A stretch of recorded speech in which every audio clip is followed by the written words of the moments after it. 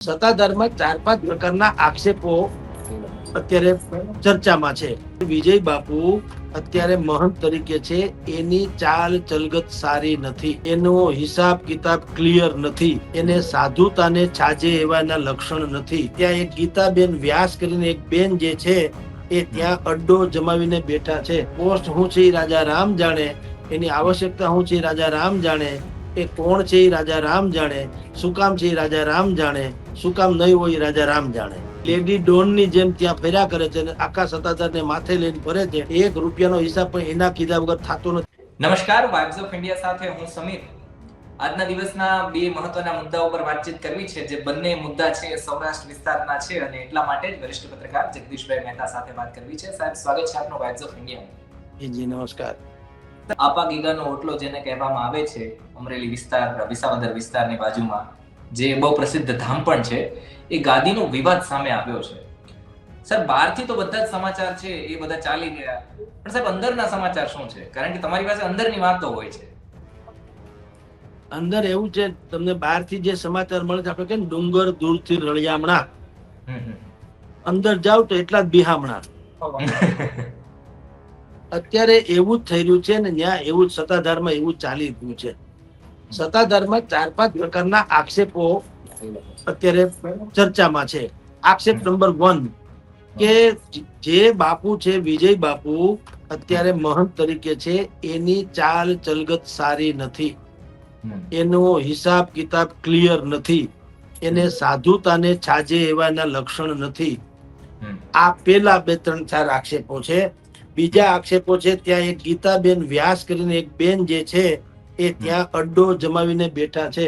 એની post હું છે એ રાજા રામ જાણે, એની આવશ્યકતા હું છે એ રાજા રામ જાણે, એ કોણ છે એ રાજા રામ જાણે, શું કામ છે એ રાજા રામ જાણે, શું કામ નહીં હોય એ રાજા રામ જાણે. એ બધું જ રાજા રામ જાણે, બાકી બીજા કોઈ જાણતું નથી. હવે લેડી ડોન ની જેમ ત્યાં ફર્યા કરે છે અને આખા સત્તાધારને માથે લઈને ફરે છે. 1 રૂપિયાનો હિસાબ પણ એના કીધા વગર થતો નથી એવું કહેવામાં આવે છે. અને એ પાછા એ બેન જે છે, આપણને તો ખબર છે, પણ તો કહું છું કે એ પાછા બીજી એક પોરબંદરના એક બહુ મોટા મેયર અગ્રણી છે, એના નામે પાછા ત્યાં ધાક ધમકી ચલાવે છે કે હું ફલાણા ફલાણાની બેન છું. એને ત્યાં બોર્ડ માર્યું છે સામત ગોગનની વાડી, એવું નામ વાડી છે બાજુમાં. એ તો સામતભાઈ ગોગન નામના જે મેયર અગ્રણી છે એની જ વાડી છે. પણ એ વાડીમાં ક્યાંય બોર્ડ સાંભળ્યું તમે? કોઈ ખેતરમાં બોર્ડ સાંભળ્યું છે? ક્યાંય સાંભળ્યું કે ખેતરમાં બોર્ડ મારે? તમે કોઈ મકાન હોય તો કૈલાસ ધારા, ફલાણા ધારા, ઓમ શ્રી ફલાણું નામ વાકે ઢીકણું મંત્રાલય, આ બધું સમજ્યા. પણ કોઈ ખેતરમાં કોઈ માર્યું ક્યાંય સાંભળ્યું બોર્ડ? સામાન્ય ફાર્મ હાઉસ જુદી વાત છે, આ તો આ કાયદેસર વાડી છે, એમ કહું ખેતર છે. તો પણ રોડ બસાડે કે આખી દુનિયાને ખબર પડી ક્યાં માર્યું બોર્ડ પાછું? જ્યાં આ ગીતાબેન રહે છે ત્યાં, જે સત્તાધારની જગ્યા છે એની પાસે જ્યાં ગીતાબેન રહે છે મકાન બનાવીને, ત્યાં બોર્ડ માર્યું છે. એટલે જો કોઈ કઈ વાયડો થાય કે કોઈ એને કઈ ચેલેન્જ કરે તો કહી શકે કે આ ભાઈ જે સામત ગોગન છે ને એ હું એની બેન છું, એવું એ કહે છે. સાચું ખોટું રામ જાણે. એ બાજુ સામત ગોગન ને ખબર છે કે નહીં એ રામ જાણે. સામત ગોગન એટલે શું?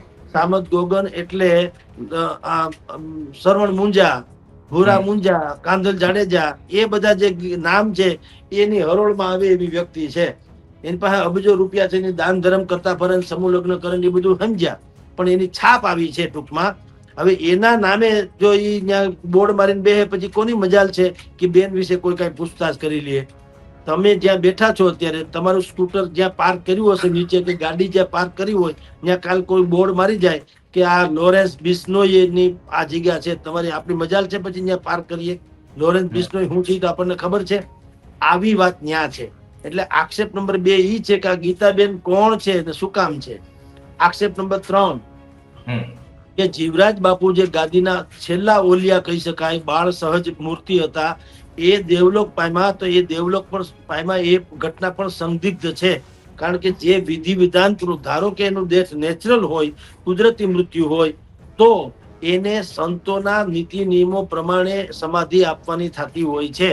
અને એ સમાધિ આપો એ પેલા કેટલાક આયામો કરવાના હોય છે શાસ્ત્રોક્ત રીતે, મંત્રોચ્ચારથી માંડીને બધું જ. પણ આ કેસમાં એવું નથી થયું. જીવરાજ બાપુ એક તો પેલા છેલ્લા 2-3 વર્ષથી બીમાર રહ્યા, તે રહ્યા ભયંકર બીમાર રહ્યા. ત્યારે પછી એને આઇસોલેટ કરી દેવામાં આવ્યા. એટલે કે એને કોઈ મળવા ન દે, એને કઈ પૂછતાછ ન થઈ શકે, કોક એને મળવા આવે બહારથી તો એને બહારથી જ વળાવી દે, એટલે સત્તાધારની ડેલેથી જ વળાવી દે. બાપુ બહુ બીમાર છે, બાપુ બહુ બીમાર છે, બાપુ કોઈને મળતા નથી, બાપુ કોઈને મળતા નથી. પણ કેટલાક લોકો ધારો કે એવા આવે કે જેને ગુરુ ગાદી કહી શકાય. એટલે ગુરુ ગાદી એટલે ચલાળા છે, પાળિયાદ છે, એ બધા જે છે સત્તાધારની ગુરુ ગાદી કહેવાય કે ગુરુ ભાઈઓની ગાદી કહેવાય. એના મહંતો બધા ખાનખાના છે, આજની તારીખે એ તો પવિત્ર વાળો માણસો. હવે એવા કોઈ સંતો મહંતો આવે તો એને ના તો ના પાડી શકાય, કારણ કે એ પણ એનો ઋતબો એવો જ છે, માની લ્યો. તો ના પાડી શકાય તો શું કરતા, એવા કોઈ સંતો હોય એને એક તો પેલા જવા દે, પણ એમાં બાપુ જે છે વિજય બાપુ, એ 3-4 માણસો એના ખુફિયા માણસો જેને કહી શકાય એવા બાઉન્સર થી માંડીને ખુફિયા સુધીના એ માણસોને અચૂક એની સાથે મોકલે. એટલું જ નહીં, બાપુને આઇસોલેટ સ્થિતિમાં રાખવામાં આવે. જે રીતે નાનું બાળક જન્મવું હોય કોઈ કપૂષણથી અને કાચની પેટીમાં રાખવામાં આવે, અથવા તો અત્યંત બીમાર લોકો હોય એને જે રીતે આપણે વેન્ટિલેટર ઉપર મૂકવામાં આવ્યા હોય અને આપણે જે રીતે જોઈએ છે આઈસીયુમાં, એવી રીતે જીવરાજ બાપુને રાખવામાં આવ્યા હતા. તો બાપુને બહારથી તમારે જોઈ લેવાના, દર્શન કરી લેવાના, વાતચીત થઈ શકે નહીં, બોલી શકાય નહીં, સંવાદ થઈ શકે નહીં. આ બધી સંદિગ્ધ બાબતો છે. એમાં આપણે કહેતા નથી કે આને કારણે ગમે એમ થયું, પણ જે જાણકાર લોકો છે, એમ કે મહામંડલેશ્વર છે બજરંગદાસજી બાપુ, મહામંડલેશ્વર છે, ભાલકા તીર્થમાં એની મંદિર છે, તેના મહંતે છે. એને આક્ષેપ કર્યો છે કે બાપુનું જયારે દેહાવસાન થયું ત્યારે એના મોઢામાંથી ફીણ નીકળી ગયા હતા. આ નેચરલ મૃત્યુ જે કહી શકાય નહીં. એટલું જ નહીં, એની પાલખી સીધી પાલખી જ આવી. એટલે કે 1.5-2 વર્ષ બીમાર રહ્યા ને, બીમાર થયા પછી જયારે બહાર આવ્યા ત્યારે એને લોકોએ એને દેહાવસાન તરીકે એટલે અવસાન પામેલી હાલતમાં જ જોયા. એને સીધી અને બીજું પેટી પેક કરી દેવામાં આવ્યા, એટલે કે પાલખીમાં શણગારીને દેવામાં આવ્યા, એટલે પેક થઈ જાય, કઈ બોલે ચાલે કાંઈ નહીં. જે લોકો જૈન લોકોની પાલખી નીકળે આપણે જાણીએ છીએ, જેમાં દેવલોક પામે, જૈન લોકોમાં કોઈ મહાસાધ્વીજી કે કાળ ધર્મ પામે તો જે રીતે એની પાલખી નીકળે છે એવી રીતે સીધા પાલખીમાં બેસાડીને જ બાપુને લઈ આવવામાં આવ્યા. જ્યારે કે જો આવું ન હોત તો બાપુ દેહાવસાન પામે, ઠીક છે હાલો, પણ ત્યારે એના જે ભાઈબંધની ગુરુગાદી કહી શકાય એવા મહાન સંતો મહંતોને લાવવા જોઈએ, બોલાવવા જોઈએ. એનું વિધિ વિધાન પૂર્વક અંતિમ બધી વિધિઓ જે પવિત્ર વિધિઓ કહેવાય એ કરવી જોઈએ. પછી એને નવડાવવા ધોવડાવવા જોઈએ. પછી એને ગાદીના મહંતને છાજે એ રીતે એની વિધિ વિધાન કર્યા પછી પાલખીનું વાત કરે ત્યાં સુધી જાહેર દર્શનાર્થે પણ રાખવા જોઈએ, જેથી કરીને કોટી ભાવિકોના હૃદયમાં એનું સ્થાન હતું. એટલે એ લોકો આ મોબાઈલથી કે રૂબરૂમાં પણ એને દર્શન કરી શકે. આ બધું થયું ને સીધું તમને દર્શન કરવામાં આવ્યા કે બાપુ દેહાવસાન પામી ગયા છે. એક સમયે એટલી ભયંકર પરિસ્થિતિ એની થઈ હતી કે નરેન્દ્રભાઈ સોલંકી એટલે એક જમાનામાં એ બાપુના, અત્યારે તો મહામંડલેશ્વર પોતે છે નરેન્દ્ર બાપુ, અને ચોટીલા પાસે જીવરાજ બાપુનો ઓટલો નામની જગ્યા ધરાવે છે. એ ત્યાં સત્તાધાર ગયા, બાપુને હેલિકોપ્ટર દ્વારા રાજકોટ લઈ આવ્યા અને વોકાડ, અત્યારની વોકાડ ને જે તે સમયની ગોંધિયા હોસ્પિટલ એમાં દાખલ કર્યા હતા. બાપુ ત્યારે એની તબિયત માંડ સ્થિર થઈ, પછી રિકવરી થયા પછીથી તમે કલ્પના કરો, બાપુએ સત્તાધાર નહીં જવાની જીદ પકડી હતી, સત્તાધાર નથી જ જવાનું. હવે તમે કલ્પના કરો, હું કે તમે કે દુનિયાનો કોઈ પણ દુનિયાનો છેડો ઘર, આખા દુનિયામાં તમે ગમે ત્યાં ફરીને આવો, તમને તમારા ઘરે પહોંચ્યા પછી જે સંતોષ મળે એવો જગતમાં ક્યાંય મળતો હોતો નથી. એ ભલે ઘર ઝૂંપડા જેવું કેમ ન હોય. તો આ બાપુ જીવરાજ બાપુ છે, એને ખરેખર જો સારા થઈ ગયા હતા રાજકોટમાં તો એને તો તાત્કાલિક એવું કેવું છે કે મને કોઈ પણ સાહેબ સત્તાધાર લઈ જાઓ. એને બદલે એને કીધું મને સત્તાધાર નહીં લઈ જતા. એને જીદ પકડી એટલે એ ચોટીલા પાસે જે નરેન્દ્ર સોલંકીનો જે અત્યારે ઓટલો છે, જીવરાજ બાપુનો ઓટલાની જગ્યા છે, એને ન્યા રાખવામાં આવ્યા. અને એનાથી પણ ચોંકાવનારી વાત એ છે કે નરેન્દ્ર બાપુ જયારે બારગામ ગયા ત્યારે સત્તાધારથી ગાડી આવીને જેમ બાપુનું અપહરણ કરે એમ અપહરણ કરીને લઈ ગયા. એટલે નરેન્દ્ર સોલંકીને જાણ કર્યા વગર, નહીં તો જો નેચરલ રીતે તમારે લઈ જ જાવ, બાપુ મહાન હસ્તી હતા, તમે એટલે કે સત્તાધારથી ગાડીમાં જે લોકો આવ્યા હોય એ પણ બાપુના કહેવાથી આવ્યા હોય એટલે એ પણ પૂજનીય કે સારા માણસો જ ગણાય. તો એને તો પેલા બાપુને, નરેન્દ્ર બાપુને ફોન કરવો જોઈએ કે ભાઈ અમે જીવરાજ બાપુને તેડવા આવીએ છીએ, તો એના આગતા સ્વાગતા થાય એ પ્રમાણે, પછી એને લઈ જાય તો કોઈ વાંધો નથી. તો એ બધી થવી, એને બદલે તમે ને હું કોઈને કીધા વગર તમે લઈ જ જાઓ છો, એ શું બતાવે છે? એવું શું છે કે તમારે અપહરણ કરતા હોય એવી રીતે લઈ જવા પડે? એટલે આ બધી જ બાબતોના ખુલાસા ખરેખર વિજય બાપુએ કરવા જોઈએ. પણ આજે પ્રેસ કોન્ફરન્સ રાખી હતી, એમાં કોઈ ખુલાસો ન કર્યો, બલકે બધો ઢાકો ડુંબો કર્યો અને ફિલોસોફિકલી 2-4 વાક્ય બોલીને પૂરું કરી નાખ્યું. જી સર, અંતે જે કંઈ પણ વાત છે એ વળી એક જ વસ્તુ ઉપર આવે છે, જેનું નામ છે રૂપિયા. કેટલી રકમની વાત છે અત્યારે અહીંયા વિવાદમાં? અબજો રૂપિયાની. ઓહો. 100 કરોડ રૂપિયા તો વાર્ષિક આવક છે સત્તાધારની, એવું એના સગા ભાઈએ એફિડેવિટ કરીને સરકારને પણ મોકલ્યું છે. આ ખાલી મોઢા મોઢની વાતો નથી. અને હજી એને બીતા કર્યું હશે. તમારી જાણ ખાતર 1500 થી 1700 વીઘા જમીન છે સત્તાધારની પોતાની માલિકીની. ત્યાં દાન ધર્મ, ત્યાં ગૌશાળા છે ને 1.5-2 કરોડનું દૂધ થાય છે વર્ષે.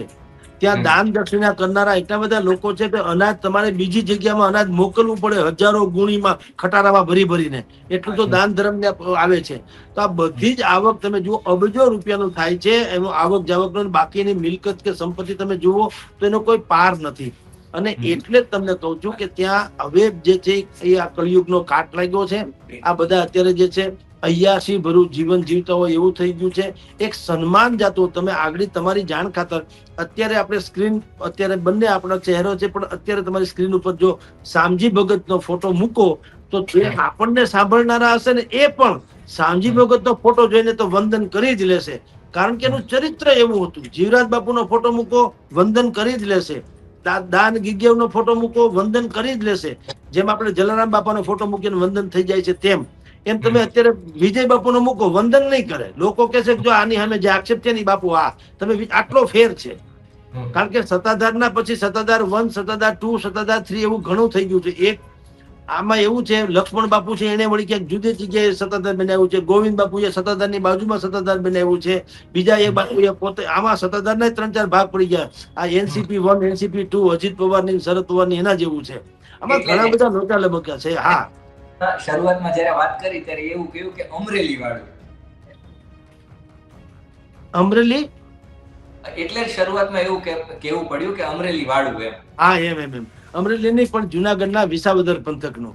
એટલે મૂળ વાત આ છે કે હવે તમામ જગ્યા, આ ખાલી સત્તાધારની નહીં, જુનાગઢનો ડખો તમે જાણો છો, ત્યાં ભવનાથની તળેટીનો ડખો હાલે છે, મહંતગીરીનો, અને 3 સ્થળોએ કલેક્ટર ને જે છે વહીવટદારો નિમમાં પડ્યા.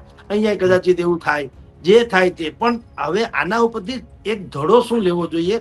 આમાં ઇન્ટરફિયર સરકાર કરશે તો મેળ નહીં પડે.